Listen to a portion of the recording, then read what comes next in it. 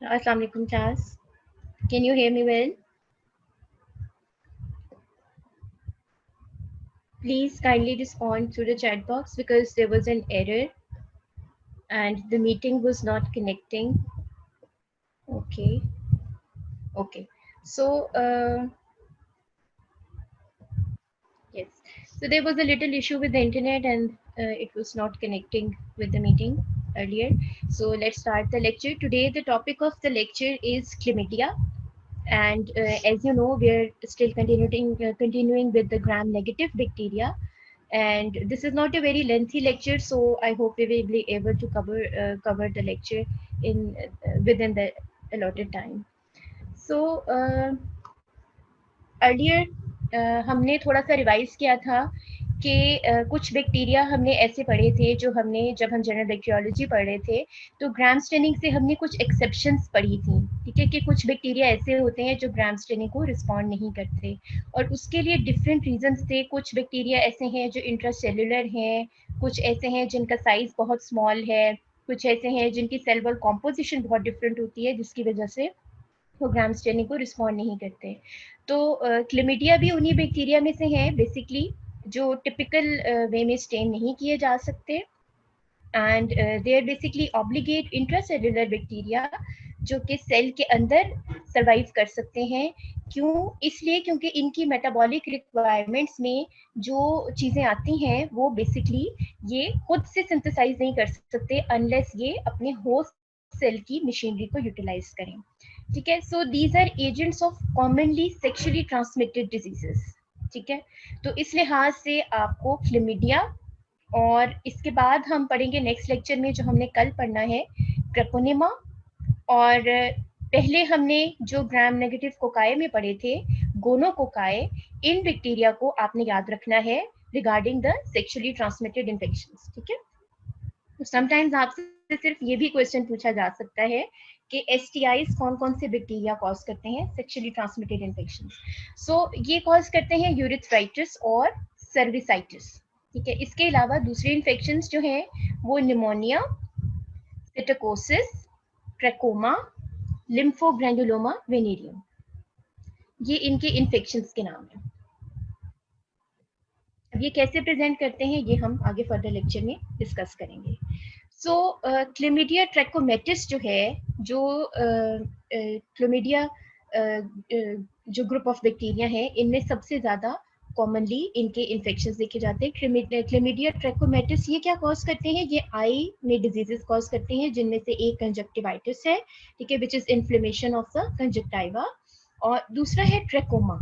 Trachoma जो है basically ये एक ऐसी कंडीशन है जो ब्लाइंडनेस की वर्ल्ड वाइड बहुत बड़ी कॉज है, ठीक है, और इसका पॉजिटिव एजेंट है chlamydia ट्रैकोमेटिस।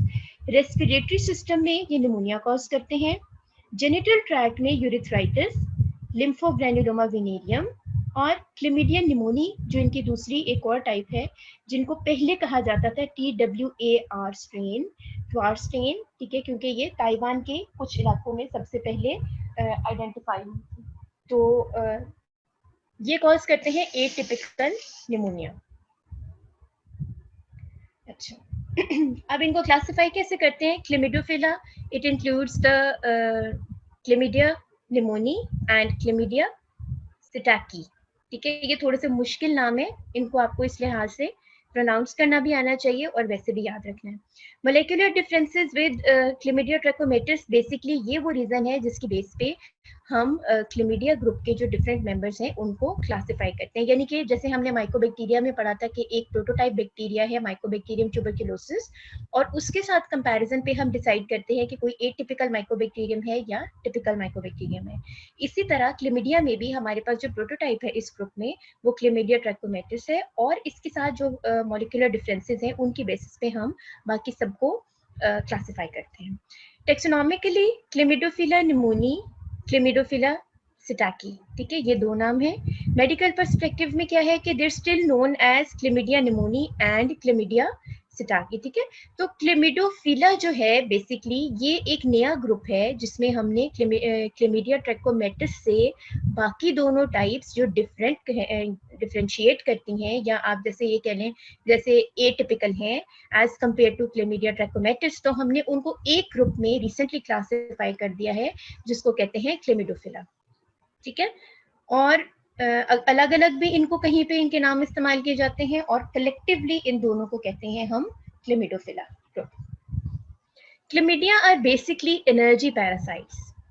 They lack the ability to produce sufficient energy to grow independently, ठीक है। ये अभी हम यही बात कर रहे थे कि इनको separately इनको obligate intracellular parasites हम क्यों कहते हैं, because they do not have the ability to produce their own energy requirements to grow independently, and hence they need the host cell machinery to fulfill their own metabolic requirements and to generate energy to grow and reproduce. Unable to synthesize their own ATP or regenerate NAD by oxidation, with these high energy molecules supplied exogenously, chlamydia produce carbon dioxide from compounds such as glucose, pyruvate, and glutamate, and carry out the usual bacterial metabolic processes. इसके अलावा और क्या differentiating features हैं, इनकी cell wall दूसरे bacteria से काफी हद तक डिफरेंट होती है। रिजिड सेल वॉल है, इनकी सेल वॉल में 2 लिपिड बाइलेयर्स हैं ग्राम नेगेटिव बैक्टीरिया की तरह, लेकिन जो पेप्टाइडोग्लाइकन लेयर है वो एब्सेंट है। Instead it contains cysteine rich proteins that are likely the functional equivalent of peptidoglycan. This unique cell wall structure allows for intracellular division and extracellular survival. ठीक है, तो सेल के अंदर डिवाइड करने के लिए और सेल के बाहर सर्वाइव करने के लिए इनकी ये जो टिपिकल किस्म की एटिपिकल किस्म की जो सेल वॉल है वो यूजफुल होती है। Chlamydia trachomatis is further divided into 15 serovirus. Different serovirus cause different diseases. For example, trachoma जो मैंने आपको बताई थी डिजीज, ये इसके स्ट्रेन A, B और C करते हैं। यूरोजेनिटल या STDs D, E, F, G, H, I, J, K, ठीक है। और lymphogranuloма venereum में L1, L2, L3. So this can be sometimes asked in MCQs, और एक शॉर्ट ऐसे क्वेश्चन का भी कोई एक कंपोनेंट बन सकता है जिसमें आपको कहा जाए कि क्लेमिडिया के डिफरेंट स्ट्रेन्स के बारे में बताएं, या ये बताएं कि कौन सी डिजीज कौन सा स्ट्रेन करता है, ठीक है। टैबुलेट करने के लिए भी कह सकते हैं। Okay, so coming towards trachoma. Trachoma क्या चीज है? It is the largest single cause of preventable blindness in the world, ठीक है। So it is N I condition which is the largest cause of blindness known in the world, and it is also preventable, ठीक है। So 500 million cases are identified worldwide, 5.9 million become blind, and primarily this disease occurs in developing countries, ठीक है, जिसमें कि हमारा मुल्क भी included है, पाकिस्तान, इंडिया, बांग्लादेश, और इसके अलावा बहुत सारी कंट्रीज, अफ्रीका की भी हो सकती हैं, काफी अंडर डेवलप्ड कंट्रीज में। Caused by serovirus A, B and C, clinical manifestations क्या हैं? There is chronic follicular keratoconjunctivitis. Keratoconjunctivitis क्या होता है? It is inflammation which involves the cornea and conjunctiva, ठीक है, with conjunctival scarring and pannus formation. So ये आप देख सकते हैं कि ये यहाँ पे आपको follicular कंजक्टिवाइटिस नजर आ रहा है, ठीक है। ये जो आपको छोटे छोटे से ब्लब्स नजर आ रहे हैं कंजक्टिवा में, ये फॉलिकुलर कंजक्टिवाइटिस नजर आ रहा है, ठीक है। अच्छा, और इसके अलावा कंजक्टिवल स्कारिंग हो जाती है और पैनस फॉर्मेशन हो जाती है, which leads to blindness eventually. Chlamydia trachomatis infects only humans and it is transmitted by close personal contact. So it can either be transmitted sexually or by passage to the birth canal, ठीक है। In trachoma, Chlamydia trachomatis is transmitted by finger to eye or fomite to eye contact. So Chlamydia trachomatis की generalized transmission आपको बताई है कि close personal contact के through either sexually or passage to the birth canal, और specifically इस disease में trachoma में ये जो eye infection है, it can be transmitted from finger to eye or fomite to eye. Fomite जैसे कि आपको पता है, these are the non-living causes that transmit a disease. So इसमें towels वगैरह आ सकते हैं, ठीक है। Pathogenesis, so it causes inflammation of the eye and the eyelids they turn inwards. so that the eyelashes rub against the cornea, causing scar tissue to form and leading to irreversible blindness. तो basically इसमें क्या हो रहा है, इसमें eyelids जो है जब वो इनवर्ट टर्न हो जाएंगी तो आईलैशेस डैमेज करेंगी कंजक्टाइवा को भी और कॉर्निया को भी. ठीक है. अब आपको ये आइडिया होगा अभी तक क्योंकि आप फर्स्ट ईयर में एनाटमी पढ़ के आए हैं, तो जो कॉर्निया है एज सच उसकी अपनी ब्लड सप्लाई नहीं होती. अगर कॉर्निया के अंदर इन्फ्लेमेशन हो जाए और उस इन्फ्लेमेशन में एंजियोजेनेसिस भी हो जाए तो उस एरिया में क्या होगा, वहां पे स्कार टिश्यू भी बनेगा और वो स्कार टिश्यू जो है वो ब्लाइंडनेस का कॉज बन जाएगा. सो it is the first infection in childhood. Subsequently persistent infection और मेनी री infections can occur. Final stages 15 to 20 years later. सो जो फाइनल स्टेजेस ऑफ इन्फ्लेमेशन है वो final stages of the disease है वो 15 to 20 years लेटर भी अकर कर सकती हैं. Sensitivity to the products of organism causes most of the pathogenesis.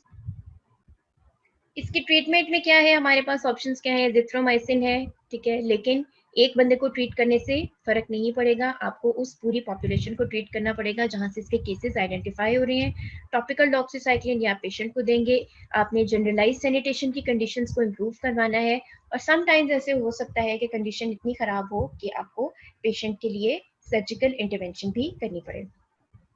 Next is lymphogranuloma venereum. Lymphogranuloma venereum is a long-term chronic infection of the lymphatic system caused by Chlamydia trachomatis. इसके सीरोवर्स कौन कौन से involve हैं, L1, L2 and L3. ये आपने याद रखना है इसमें से कि कौन कौन से सीरोवर्स इन्वॉल्व होते हैं लिम्फोग्रैन्युलोमा वेनेरियम के लिए. So it spreads by sexual contact. ठीक है, और it is most common in Central and South America than in North America. It is more common in men and the main risk factor is being HIV positive. So the symptoms they include small painless sore on the genitals. इसके अलावा painful bowel movements, tenesmus, drainage through the skin from the lymph nodes in the groin. ठीक है, ये इस disease के features हैं. Infections in the infants, they required from direct contact with the infected cervical secretions of the mother at delivery. And इसके अलावा इसमें बच्चों में क्या क्या चीज़ें हो सकती हैं, इंक्लूजन कंजक्टिवाइटिस हो सकता है. Most common cause of neonatal conjunctivitis in the US. 2 से 6% बेबीज में ये इन्फेक्शन होती है जिसको इंक्लूजन कंजक्टिवाइटिस कहते हैं. एक्यूट म्यूकोप्यूरुलेंट आई डिस्चार्ज इसमें ऑब्जर्व होगा और इसके ट्रीटमेंट के लिए हम सिस्टेमिक थेरेपी देंगे एरिथ्रोमाइसिन के साथ. इसके अलावा निमोनिया हो सकता है. 33 to 50% of all cases of interstitial pneumonia. And in बच्चों में फिर क्या प्रॉब्लम हो जाएगा, फेलियर टू थ्राइव. मतलब ये कि हेल्थ कंडीशंस इतनी पुअर होंगी उनकी कि वो जो है उनकी ग्रोथ के ऊपर इफेक्ट पड़ता है. और उनमें से बहुत सारे बच्चे ऐसे भी हैं जो अंडरवेट और अंडर नरिश्ड रह जाते हैं और बेसिकली जो है वो उनका सर्वाइवल या नॉर्मल लोगों की तरह जिंदगी गुजारना मुश्किल हो जाता है. ठीक है, दे मे नॉट सर्वाइव. अच्छा, इंक्लूजन कंजक्टिवाइटिस की बात हम कर रहे थे तो उसमें ये आप देखें इस पिक्चर में, यहाँ पे आपको इसी तरह से जैसे मैंने आपको बताया था कि छोटी छोटी सी इंक्लूजन्स बनी हुई आपको नजर आ रही होंगी.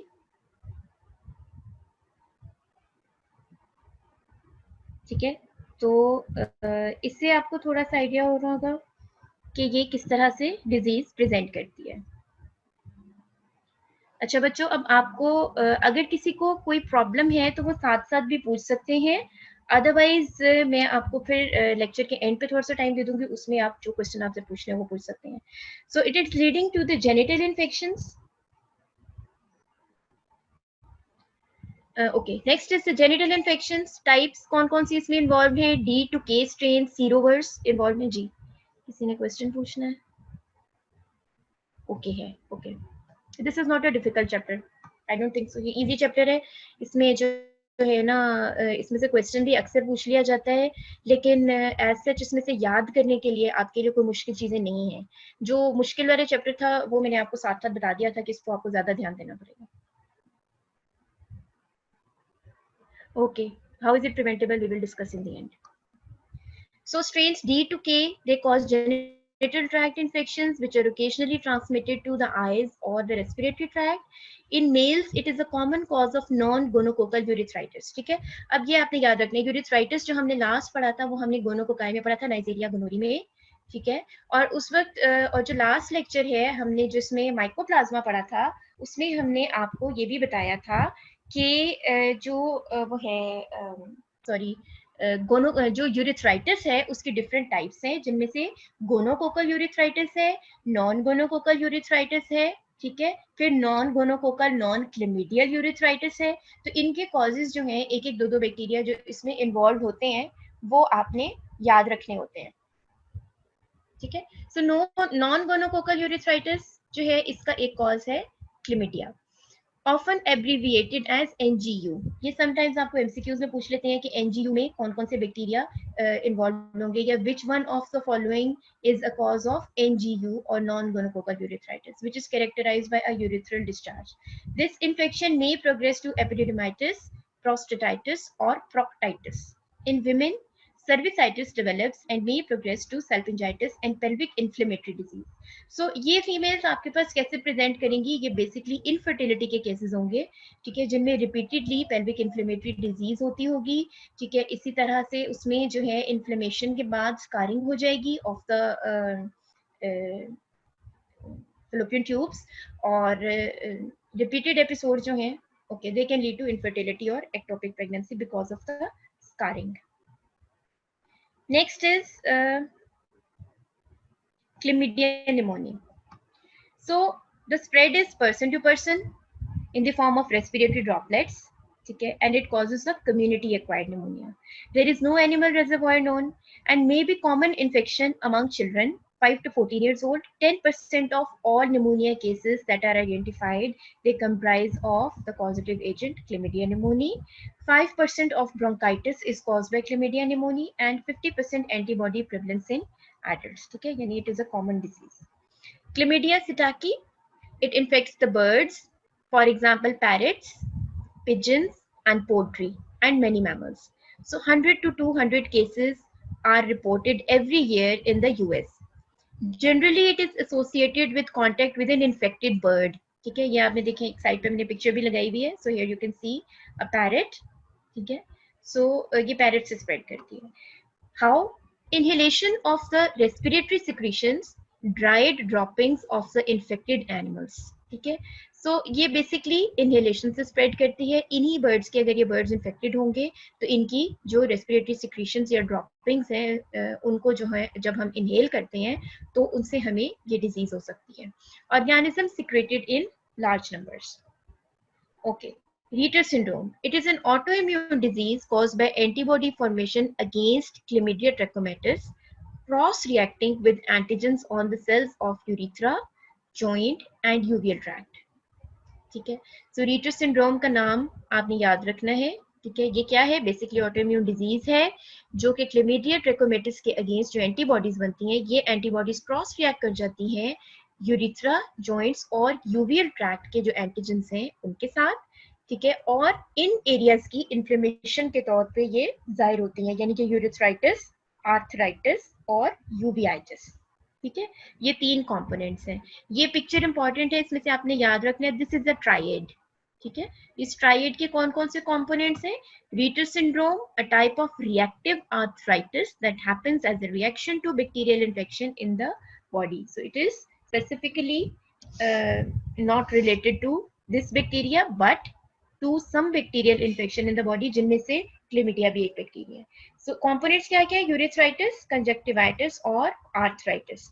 ये तीन कंपोनेंट्स आपने याद रखने हैं।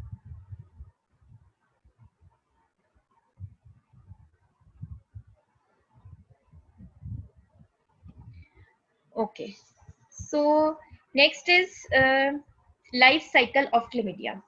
अब इसमें से जो क्वेश्चन क्लेमिडिया के चैप्टर में से अक्सर आपसे एग्जाम में पूछा जाता है वो लाइफ साइकिल है, ठीक है। ये आपने याद रखना है।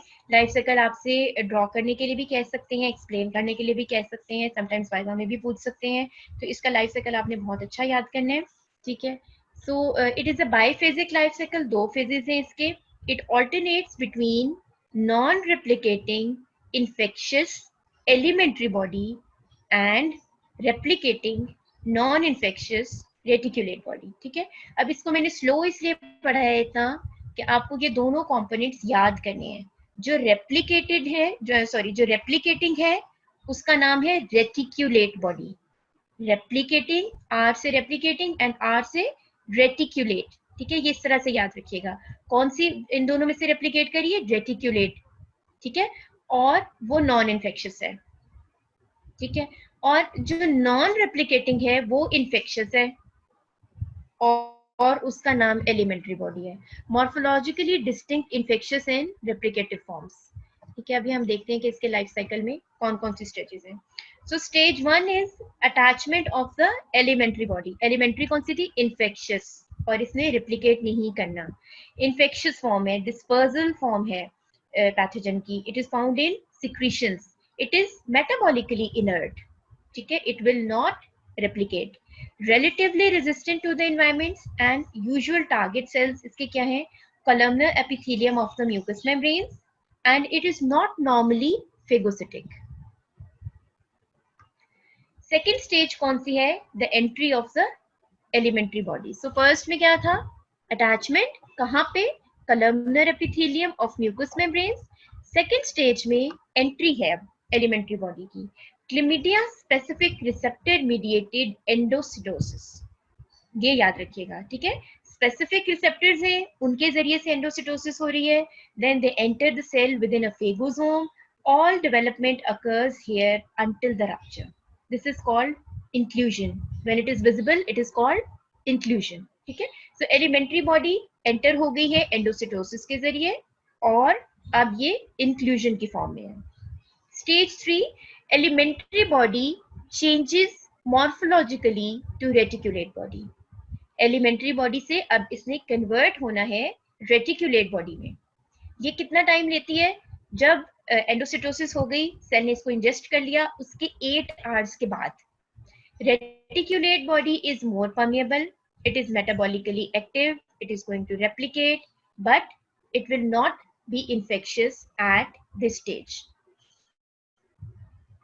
Now comes the stage 4, replication. Reticulate body divides by binary fission for 20 to 24 hours. Binary fission का आपको आइडिया है, एक सेल से 2 सेल बनते हैं, 2 से 4, 4 से फिर 8, ठीक है, 8 से 16 और एंड सो ऑन। ठीक है, डबलिंग हो रही है सेल्स की। तो reticulate body divides bye binary fission for 20 to 24 hours. As a result, a large number of reticulate bodies will be formed. Daughter reticulate bodies will be formed, and this incubation period of about 7 to 21 days in the host. Okay. So coming towards the stage 5 now. Reticulate bodies, they change back to elementary bodies. ठीक है, अब reticulate bodies जब replicate हो गई, ठीक है, उन्होंने अपना जो नंबर पूरा करना था वो पूरा कर लिया, और अब क्या होगा? अब ये दोबारा से कन्वर्ट हो जाएंगी एलिमेंट्री बॉडीज में। So they will decrease in size, their DNA will be condensed, the cell wall becomes more resistant, mature inclusions can contain hundreds of organisms, and finally to the stage 6, the release of infectious elementary bodies, both cell and inclusion they lies. ठीक है, so basically क्या हो रहा है कि reticulate body ने इस हद तक रेप्लिकेट करना है कि जो सेल जिसके अंदर वो एंटर हुई है उस सेल की कैपेसिटी एक्सीड कर जाए। ठीक है, मतलब सेल की भी एक कैपेसिटी है जिसके अंदर वो एकोमोडेट कर सकता है कि जो रेटिकुलेट बॉडीज हैं वो मल्टीप्लाई करते जाएं करते जाएं। ठीक है, so when it reaches the point कि सेल की अपनी कैपेसिटी एक्सीड होने लग जाती है, then they are going to be transferred into the elementary bodies again, the cell will rupture and they will released into the environment. अब यहाँ पे एक दफा फिर से हम रिवाइज करते हैं, जो एलिमेंट्री बॉडी है वो इन्फेक्शियस फॉर्म है लेकिन वो रेप्लिकेट नहीं करती। जब वो सेल के अंदर एंटर होती है तो वो एलिमेंट्री बॉडी की फॉर्म में होती है, और किस चीज के जरिए एंटर होती है? रिसेप्टर मीडिएटेड एंडोसिटोसिस, जो स्पेसिफिक है क्लिमिडिया के लिए। ठीक है, सेल के अंदर एंटर हो जाती है इंक्लूजन के अंदर। इस इंक्लूजन के अंदर एलिमेंट्री बॉडी से रेटिकुलेट बॉडी में कन्वर्ट होती है। Reticulate body non infectious form है लेकिन रेप्लिकेट कर सकती है, मेटाबॉलिकली एक्टिव है। वो बाइनरी फिजन के जरिए से डिवाइड करते जाते हैं until the capacity of the cell is exceeded. then it will be reconverted into elementary body as the cell ruptures and releases it into the environment, and elementary body is against the again the infectious form. तो ये हम एक cycle की form में इसको draw कर सकते हैं. This is called the developmental cycle of chlamydia trachomatis. और ये अक्सर आपसे क्वेश्चन में पूछा जाता है, आपको ड्रॉ करने के लिए भी दे सकते हैं हम. और अगर चूंकि जैसे आपका ऑनलाइन टेस्ट हो रहा है तो उसमें यूजुअली हम ड्रॉ करने के लिए क्वेश्चन नहीं देते, but definitely I can ask you a question कि आप इसकी सारी स्टेजेस लिखें. ठीक है, so we can have a question like write a note on developmental cycle of Chlamydia trachomatis. So even though you are not able to draw the diagram, still you can write all the steps. ठीक है, आप उसके बारे में detail लिख सकते हैं. Okay, सो यहाँ पे हम देख सकते हैं एलिमेंट्री बॉडी. ठीक है, ये अटैच हुई है. ठीक है, in the red you can see. Then यहाँ पे सेल के साथ अटैच होके अब ये एंडोसाइटोसिस हो रहा है. एपिथेलियल सेल है, यहाँ पे इंक्लूजन्स बन रहे हैं. एक इंक्लूजन के अंदर बहुत सारी ये रेटिकुलेट बॉडी में कन्वर्ट हो गई है, अभी मल्टीप्लाई कर रही है. ठीक है, बाइनरी फिशन के जरिए से ये आप देख सकते हैं. रेटिकुलेट बॉडी व्हाइट में दिखाई हुई है और एलिमेंट्री बॉडी रेड में दिखाई हुई है. ठीक है, सो ये वाला जो इंक्लूजन है इसमें कुछ मिक्स पिक्चर है. कुछ इसके अंदर एलिमेंट्री बॉडी है, कुछ इसके अंदर रेटिकुलेट में कन्वर्ट हो चुकी हुई है, यहाँ पे ज्यादा कन्वर्ट हो चुकी हुई है. ठीक है, यहाँ पे बाइनरी फिशन से ये डिवाइड हो रहे हैं. और उसके बाद ये यहाँ पे आप देख सकते हैं कि relatively large number of reticulate bodies have been produced. और इसमें even more, यहाँ तक कि सेल की कैपेसिटी एक्सीड हो गई है. Cell is going to rupture, लेकिन उसके रप्चर होने से पहले पहले ये दोबारा से रिकन्वर्ट हो गई है. तो ये स्टेप्स इतनी दफा रिवाइज करवाने का, ये रिपीट करने का मकसद ये है कि ये सारे स्टेप्स आपको कोशिश करें तो अभी भी याद हो सकते हैं. मुझे नहीं लगता कि आपको इसको सेपरेटली अलग से अब याद करना पड़ेगा. सिंपल सा लाइफ साइकिल है और उसके ये सिर्फ 2 ही फेजेस हैं, जिसमें से एक एलिमेंट्री बॉडी का है और एक रेटिकुलेट बॉडी का है. एंड आई होप कि by the end of this lecture आप सबको ये लाइफ साइकिल अच्छी तरह याद हो चुका होगा, और अगर खुद चाहें तो वो ड्रॉ भी कर सकते हैं. ओके, सो लैब डायग्नोसिस कैसे करते हैं इसका? Exudates from the eyes, respiratory tract और जेनिटल ट्रैक्ट, ये सैंपल्स हैं जी. ओके, सो मेरा ख्याल है कि आप में से कुछ बच्चों ने तो इसको थोड़ा सा याद कर भी लिया. That's really good. Okay, so coming towards lab diagnosis, हमने देखा सैंपल्स क्या क्या हो सकते हैं इसमें. Exudates from the eyes, respiratory tract और जेनिटल ट्रैक्ट. अब साइटोलॉजिकल डायग्नोसिस कैसे होगी? गाइम्सा स्टेनिंग है, आयोडीन या पेप्निक्लो स्टेन्स. ठीक है, इनसे हम डिटेक्ट क्या कर सकते हैं? Chlamydial inclusions in the epithelial cells. So chlamydia are a type of bacteria आप कह सकते हैं, या पैथोजन कह सकते हैं, जो बेसिकली जहाँ पे ये डिजीज कॉज कर रहे होंगे या जिस एरिया में ये एंटर हो जाएंगे वहाँ पे ये इंक्लूजन्स के जरिए से आइडेंटिफाई होंगे. ठीक है, तो उस टिश्यू को या उस सैंपल को जब आप स्टेन करेंगे तो वहाँ पे आपको क्लेमिडियल इंक्लूजन्स नजर आएंगे एपिथेलियल सेल्स में. ठीक है, ये आप देख सकते हैं, ये है वो इंक्लूजन्स. ठीक है, कैन यू अप्रिशिएट सेल्स के अंदर यहाँ पे नजर आ रहे हैं. Okay, so next is isolation in the cell culture. Gold standard test है ये आइडेंटिफिकेशन के लिए क्लेमिडिया की, लेकिन स्लो है, एक्सपेंसिव है, इसलिए इस हद तक प्रैक्टिकल नहीं है. Results depend upon the correct method of collection, transport and storage. Commonly used cell lines are McCoy or HeLa cells. Incubation is for 40 to 72 hours. Cell cultures are treated with chlorheximide, which inhibits the host cell but not chlamydial protein synthesis, thereby enhancing the chlamydial replication. So हम सबसे पहले क्या करते हैं कि जो भी हमने सैंपल लिया है सेल कल्चर के लिए, उसको सेल कल्चर्स को हम पहले ट्रीट करते हैं साइक्लोहेक्सिमाइड से. और साइक्लोहेक्सिमाइड का क्या पर्पस है कि ये जो होस्ट सेल है उसकी प्रोटीन सिंथेसिस को इनहिबिट करेगा, लेकिन क्लेमिडिया की प्रोटीन सिंथेसिस पे इफेक्ट नहीं करेगा. तो इस लिहाज से क्लेमिडिया जो है उसकी रेप्लिकेशन एनहांस हो जाएगी. Chlamydia trachomatis inclusions contain glycogen, ये भी एक आइडेंटिफिकेशन पॉइंट हो सकता है.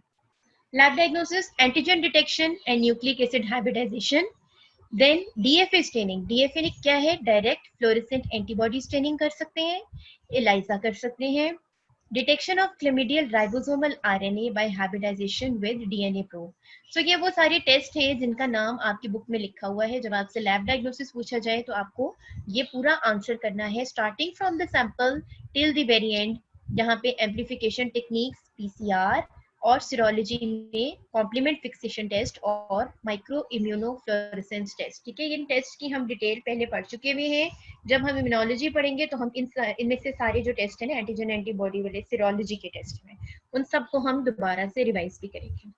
Treatment, no drug resistant chlamydia trachomatis is known, and azithromycin can be used for treatment. It is effective against chlamydia trachomatis and Neisseria gonorrhoeae both. तो ये यूरिथ्राइटिस वाले patients में तो ये बहुत अच्छा ऑप्शन है क्योंकि दोनों को ट्रीट कर रहा है. It is well tolerated. Tetracycline, especially doxycycline, can be given. Erythromycin for pregnant women and children. So no vaccine against chlamydial disease has been made till now.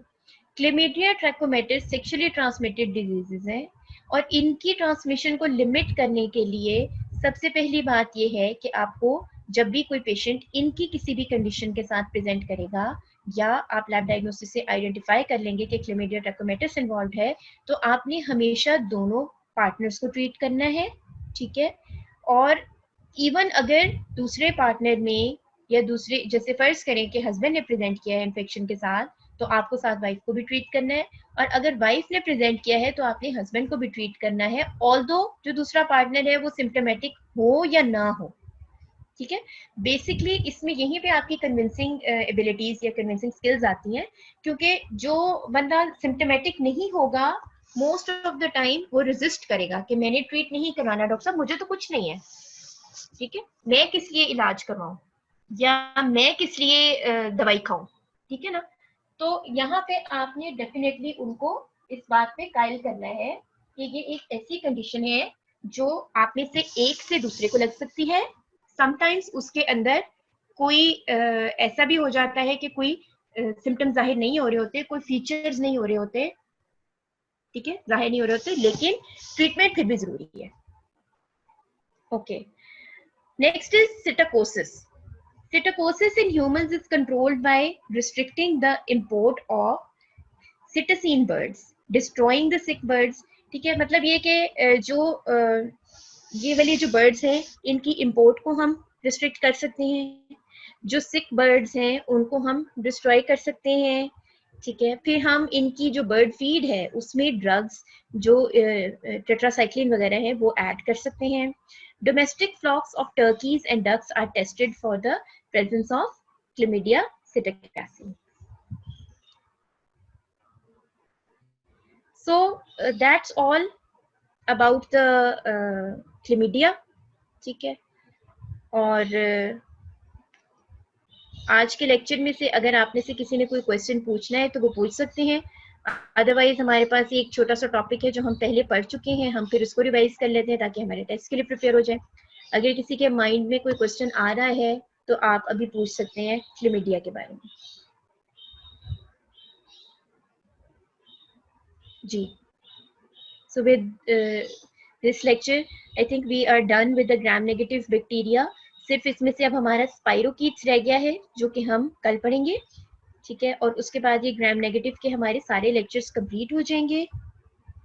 और अगर आप चाहते हैं तो फिर मैं आपको टेस्ट का सिलेबस एक दफ़ा बता देती हूँ दोबारा से, और टेस्ट की डेट मैं आपको इंशाल्लाह कल कंफर्म कर दूंगी. हाँ जी, so we have chapter number 16, Levinson 15th edition है आप सबके पास. ठीक है, और अगर किसी के पास 15th एडिशन नहीं है तो 14th एडिशन का पीडीएफ मैंने शेयर किया था, अगर आप लोग चाहें तो मैं उसको दोबारा भी शेयर कर सकती हूँ. यस 15 है. ओके, तो सबके पास 15th एडिशन है. ठीक है, तो 15th एडिशन में से आपने लिविंसन में से चैप्टर नंबर 16 प्रिपेयर करना है टेस्ट के लिए. फिर चैप्टर 17 नहीं करना, वो ग्राम पॉजिटिव में आप कर चुके हैं टेस्ट में.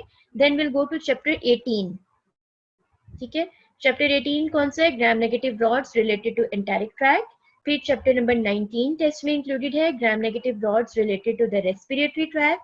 फिर चैप्टर नंबर 20 इंक्लूडेड है, gram negative rods related to the animal sources जिसमें जूनोटिक डिजीजेज हैं. फिर चैप्टर नंबर 21 जिसमें माइकोबैक्टीरिया है. फिर चैप्टर नंबर 22 नहीं है, वो भी ग्राम पॉजिटिव में हो चुका है. Next is the chapter number 23 mycoplasma, then chapter number 24 spirochetes, chapter number 25 chlamydia, chapter number 26 rickettsia. ठीक है, सबको क्लियर हो गया है कि टेस्ट में कौन कौन से चैप्टर्स इंक्लूडेड हैं? इसमें से सिर्फ स्पाइरोकीट्स है जो हमने अभी नहीं पढ़ा, और उसका लेक्चर भी हम कल कंप्लीट कर लेंगे। और आपका टेस्ट जो मेरा ख्याल से आपका टेस्ट है 11 जुलाई को, ठीक है, but still I will confirm the date tomorrow, ठीक है, कि ये पोस्टपोन या प्रीपोन तो नहीं होता, ठीक है। जस्ट कीप इन माइंड कि it's on 11 July and the following chapters are included, ठीक है। अच्छा, टेस्ट से रिलेटेड अगर आपने कोई और चीज भी पूछनी है तो आप पूछ सकते हैं, अगर नहीं तो सिंस वी हैव 15 मिनट्स, तो जी चैप्टर नंबर 16, 18, 19, 20, 21, 23, 24, 25, 26, यस, बहुत अच्छा देंगे इंशाल्लाह। चलिए, मुझे भी यही उम्मीद है बच्चों कि आप बहुत अच्छा पढ़ेंगे, क्योंकि आप लोगों का रिस्पांस एटलीस्ट मैंने लेक्चर्स वाइज तो अच्छा देखा है, सब बच्चे कोशिश करते हैं इंटरैक्ट करने की, दैट्स रियली गुड। चलिए ठीक है, फिर सिंस वी हैव 15 मिनट्स तो फिर हम माइक्रोप्लाज्मा को जल्दी जल्दी से रिवाइज कर लेते हैं। हमने ये पढ़ लिया हुआ है, लेकिन just for the sake of the test तो आप समझें कि आपके ये वाले जो 2 चैप्टर्स हैं क्लेमिडिया और माइक्रोप्लाज्मा वाले, ये तो आज पूरे प्रिपेयर हो जाने चाहिए। ट्रैकोमा तो मैंने अभी आपको बताया है, हाउ इज इट प्रिवेंटेबल।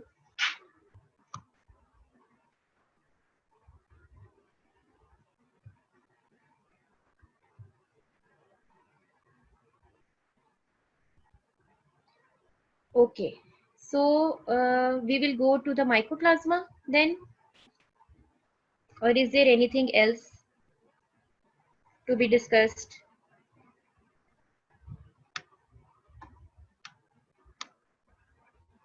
जी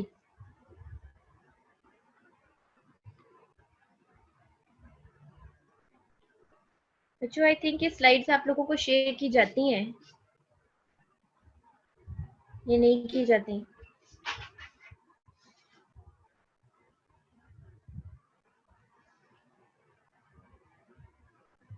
चलिए ठीक है, फिर माइकोप्लाज्मा को हम थोड़ा सा देख लेते हैं। माइकोप्लाज्मा में हमने क्या पढ़ा था कि they are smallest free living organisms and they can be as small as 0.3 millimetre in diameter,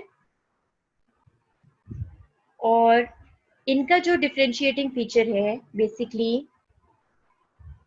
वो क्या है कि इनकी सेल वॉल एब्सेंट होती है, ठीक है। सो जब सेल वॉल ही एब्सेंट होगी तो ऑब्वियसली ये जो रूटीन स्टेनिंग है, जैसे कि ग्राम स्टेनिंग है, उसको फॉलो नहीं करेंगे वो, ठीक है। तो इनको हम ग्राम स्टेनिंग से स्टेन नहीं कर सकते,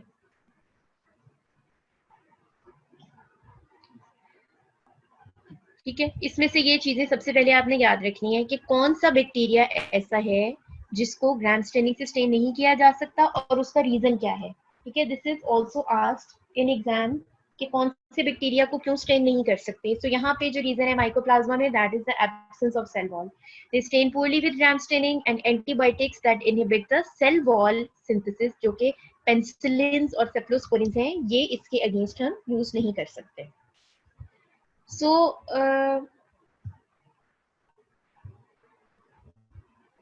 their outer surface has a flexible cell membrane, ठीक है। सेल वॉल तो इनमें एब्सेंट है, तो फिर जो आउटर मोस्ट सरफेस है वो क्या है? It is basically the cell membrane. वो भी फ्लेक्सिबल होती है, hence these organisms can assume a variety of shapes. The only bacterial membrane that contains cholesterol, ठीक है, ये भी याद रखिएगा कि बैक्टीरिया की आउटर मेम्ब्रेन में यूजुअली कोलेस्ट्रॉल नहीं होता, a sterol which is usually found in the eukaryotic cell membranes, ठीक है। तो ये यूकैरियोट्स में तो प्रेजेंट होता है लेकिन बैक्टीरिया में नहीं होता। So it is an exception in how many ways? अभी तक हमने जो जो पढ़ी है, number 1 it has no cell wall, number 2 it can not be stained with the gram staining, number 3 the infections they cannot be treated with the usual drugs that are used for the treatment of the similar infections, तो जो cell wall synthesis inhibitors हैं उनका कोई effect नहीं होता। फिर इसकी जो आउटर मोस्ट लेयर है वो सेल मेम्ब्रेन है, और वो सेल मेम्ब्रेन भी कोलेस्ट्रॉल रिच है, जो कि अमूमन नहीं देखा जाता है बैक्टीरिया के केस में। सो माइकोप्लाज्मा की डिजीजेस कौन कौन सी होती हैं? ठीक है, एक तो आपको पता है माइकोप्लाज्मा निमोनिया कॉज करते हैं, ठीक है। इसके अलावा एसटीआईज भी कॉज करते हैं, ठीक है। वो भी हमने पढ़ी थी। सो एटिपिकल निमोनिया की आउटब्रेक्स होती हैं इसमें। एटिपिकल निमोनिया क्या होता है? लास्ट टाइम हमने पढ़ा था कि एटिपिकल निमोनिया वो होता है जो टिपिकल या निमोनिया की प्रोटोटाइप से डिफरेंट हो। वो कैसे? जो निमोनिया हम कॉमनली ऑब्जर्व करते हैं लोगों में, उसमें हाई ग्रेड फीवर होता है, या आप कह सकते हैं कि निमोनिया का जो प्रोटोटाइप है वो बेसिकली न्यूमोकोकाई या स्ट्रेप्टोकोकस निमोनी है, जिसकी डिजीज को हम एज प्रोटोटाइप लेते हैं। तो उसमें जो टिपिकल फीचर्स होते हैं, उसमें हाई ग्रेड फीवर होगा, उसमें चेस्ट पेन हो सकती है, उसमें स्प्यूटम के साथ कॉफ होगा, और ब्लड स्टेन भी हो सकता है, कॉफ स्प्यूटम सॉरी। और एक टिपिकल पिक्चर होती है जिसमें बहुत ज्यादा पेशेंट को वीकनेस, मैलेज, बॉडी एक्स और इस तरह की पिक्चर होती है, ठीक है। तो जो एटिपिकल निमोनिया है, और specifically talking about the mycoplasma disease, तो इसमें हम ये कह सकते हैं कि इसमें उस तरह से हाई ग्रेड फीवर नहीं होगा, there may be low fever, ठीक है, there may be a dry cough, ठीक है, और इसको वॉकिंग निमोनिया भी समटाइम्स कहते हैं, और चेस्ट एक्सरे पे ऑब्वियसली इसमें आपको फाइंडिंग नजर आएगी, ठीक है। So next is transmission. It is a pathogen only for humans, transmitted by respiratory droplets. In the lungs, the organism is rod-shaped with a tapered tip that contains specific proteins that serve as the point of attachment to the respiratory epithelium. तो ये वाली picture जो हमने अभी देखी थी, इसमें आप देख सकते हैं कि ये टिपिकल स्ट्रक्चर नहीं है रॉड्स का, ठीक है। This is not a typical structure, ये आप देख सकते हैं, ठीक है। इनकी लेंथ भी ज्यादा है, कहीं कहीं पे इनकी कुछ आपको ब्रांचेस भी नजर आ रही हैं, ये देखिए, ठीक है। So this is also a unique feature. So pathogenesis में they do not invade the respiratory mucosa, cell के अंदर एंटर नहीं होते हैं, but they inhibit the ciliary motion. So they're going to attach to the respiratory epithelium, and they're going to inhibit the ciliary motion, and they're going to cause necrosis of that epithelium. और जो इनके जो virulence factors हैं उसमें hydrogen peroxide है, which contributes to the damage of the respiratory tract cells. और कौन से सेल्स पे इफेक्ट करते हैं? ciliated bronchial epithelial cells. It has a membrane associated protein P1 which functions as cytoadhesin, ठीक है। सो जो ये cytoadhesin है, ये अटैच करवाती है इसको, अटैच होके they're not going to invade the cell, but they're going to release the toxin, and they're going to block the ciliary motion of the respiratory epithelial cells. Patches of affected mucosa desquamate, leading to inflammatory response and necrosis. The exotoxin is released, which functions by ADP ribosylation and causes extensive vacuolization of the host cells. Then clinical features में क्या चीजें होती हैं? Gradual onset है disease का, non productive cough है, sore throat हो सकता है, ईयर एक भी हो सकती है, there can be small amount of sputum जो व्हाइटिश हो सकता है, not associated with blood, yes, it is not associated with blood, there can be small amount of sputum. Constitutional symptoms: fever, headache, malaise, myalgias are pronounced. Patchy infiltrate seen in the patient's chest X-ray. तो ये एक diagnosis के ये आप कह सकते हैं कि this is an important diagnostic tool कि पेशेंट के चेस्ट एक्सरे में आपको पैची इन्फिल्ट्रेट्स नजर आएंगे. Disease resolve spontaneously in 10 to 14 days. In addition to pneumonia, Mycoplasma pneumoniae also causes bronchitis. ठीक है. So coming towards the lab diagnosis, इसमें आपने ये याद रखना है कि it can be grown in the lab on the artificial media, ठीक है, लेकिन इसकी न्यूट्रिशनल रिक्वायरमेंट्स कॉम्प्लेक्स होती हैं, कुछ काफी लिपिड्स और सब्सटेंसेस इनको रिक्वायर्ड होती हैं. दे ग्रो स्लोली, ठीक है, और इनकी जो कॉलोनीज हैं उनको विजिबल होने के लिए कम से कम भी 1 हफ्ता लगता है. और जो कॉलोनीज हैं इनकी स्पेसिफिक किस्म की शेप होती है जिसको हम कहते हैं फ्राइड एग शेप. इसमें क्या है डिफरेंट? इसमें एक रेज सेंटर है और आउटर एजेस जो है वो थिनर है, ठीक है, और स्पेसिफिक मीडिया पे ये ग्रोथ शो करते हैं. ये देखें, ये फ्राइड एग वाली कॉलोनीज ये लास्ट टाइम हमने देखी थी, ठीक है, और मेरे ख्याल है अब आपको याद भी होंगी कुछ कुछ, ठीक है. तो ये याद रखिएगा कि ये एक और एमसीक्यू क्वेश्चन ये भी बन सकता है कि fried egg shape colonies are characteristic of which bacteria, ठीक है. तो जो डिफरेंशिएटिंग टेस्ट है ना वो जरूर याद रखने होते हैं आपने, ठीक है. So next is the cold agglutination test. इसमें आपने क्या देखा था कि जो इसके अगेंस्ट जो आईजीएम ऑटो एंटीबॉडीज बनती हैं, ठीक है, और ये मिस्टेकनली ये टारगेट कर लेती हैं ओ टाइप आरबीसीज को, और जो लोअर टेम्परेचर्स हैं जैसे 4 डिग्री सेंटीग्रेड, इन पे ये आरबीसीज को एग्लूटिनेट कर देती हैं या क्लम्पिंग हो जाती है आरबीसीज की। As a result these RBCs are destroyed by the body. ठीक है, तो ऑल्दो कोल्ड एग्लूटिनेशन टेस्ट जो है वो 100% स्पेसिफिक इसी बैक्टीरियम के लिए नहीं है, कुछ और केसेस में भी ऑब्जर्व हो सकता है, जैसे कि इन्फ्लुएंजा वगैरह में भी समटाइम्स आप देख सकते हैं। ठीक है, लेकिन स्टिल ये जो है ना, अगर ये क्लिनिकल पिक्चर के साथ को रिलेट करता हो तो फिर हम इसको ऑब्वियसली हम इसको ऑथेंटिक मानेंगे। The cold agglutination test is non-specific. False positive results occur in influenza virus and adenovirus infections. ठीक है, जैसे मैंने आपको बताया कि दूसरे वायरसेस में भी इस तरह का टेस्ट रिजल्ट हो सकता है।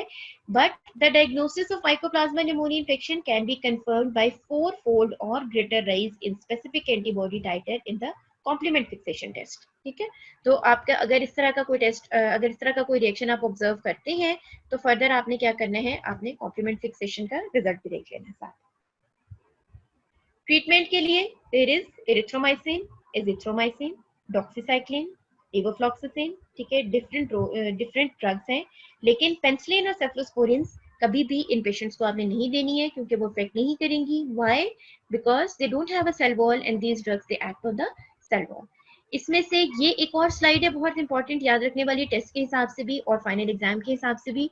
माइकोप्लाज्मा होमिनिस ये क्या करता है, postmortem post abortal fever, PID, और इसका ट्रीटमेंट है डॉक्सीसाइक्लिन।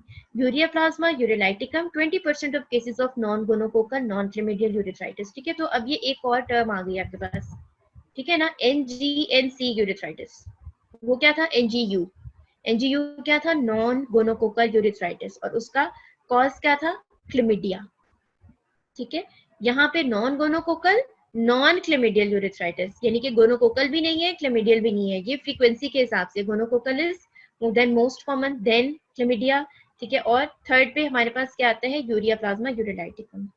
ठीक है, इसके अलावा एंडोमेट्रियाइटिस करते हैं, then women with premature labour, low birth weight babies, इनमें इन्फेक्शन कॉज करते हैं। ठीक है, और माइकोप्लाज्मा जेनिटेलियम ये भी एनजीयू का कॉज है।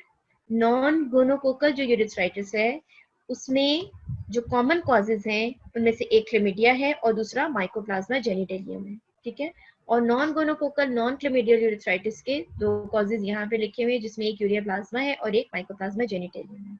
ठीक है, और इसके अलावा पीआईडी, सर्विसाइटिस, और यहाँ पे डॉक्सीसाइक्लिन इफेक्ट नहीं करेगी, तो यहाँ पे आपने एजिथ्रोमाइसिन देनी है। सो हमने जो है इस लेक्चर में हमने 2 चैप्टर्स कवर कर लिए हैं। Basically we were studying chlamydia, and since we had a little time so हमने इसके साथ साथ माइकोप्लाज्मा जो हमने लास्ट लेक्चर में पढ़ा था उसके भी कुछ इंपॉर्टेंट या मोटे मोटे पॉइंट्स रिवाइज कर लिए हैं। सो आई होप कि आपको थोड़ा सा आइडिया अब हो गया होगा कि इसमें से किस तरह का क्वेश्चन आ सकता है। क्लेमिडिया में से उसका लाइफ साइकिल जरूर कीजिएगा, उसकी क्लासिफिकेशन जरूर कीजिएगा, उसका लैब डायग्नोसिस जरूर कीजिएगा और प्रिवेंशन जरूर कीजिएगा। ठीक है, इसी तरह माइकोप्लाज्मा में टिपिकल और एटिपिकल निमोनिया क्या होता है। ठीक है, माइकोप्लाज्मा को आप कैसे डिफरेंशिएट करते हैं दूसरे बैक्टीरिया से और लैब में कैसे आइडेंटिफाई करते हैं, और ये जो लास्ट वाली स्लाइड है इसको आपने जरूर कंसिडर करना है, ये एमसीक्यूज टाइप की स्लाइड है। ठीक है, so with this we come to an end of the lecture and see you all tomorrow inshallah. कल हम पढ़ेंगे spirochetes which is the only chapter left in gram negative bacteria, and after that we will come to an end, the gram negative will come to an end. Okay, okay, so Allah Hafiz, see you tomorrow inshallah.